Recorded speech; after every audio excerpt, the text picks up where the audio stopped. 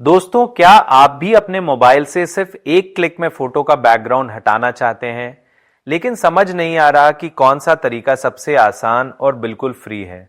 तो आज की इस वीडियो में मैं आपको स्टेप बाय स्टेप दिखाऊंगा कि बिना किसी महंगे ऐप या कंप्यूटर के अपने एंड्रॉयड या आईफोन से किसी भी फोटो का बैकग्राउंड कैसे हटाएं। इस वीडियो के आखिर तक बने रहिए, क्योंकि मैं आपको एक ऐसा आसान तरीका भी बताऊंगा जिससे आपकी फोटो प्रोफेशनल और एचडी क्वालिटी में तैयार हो जाएगी।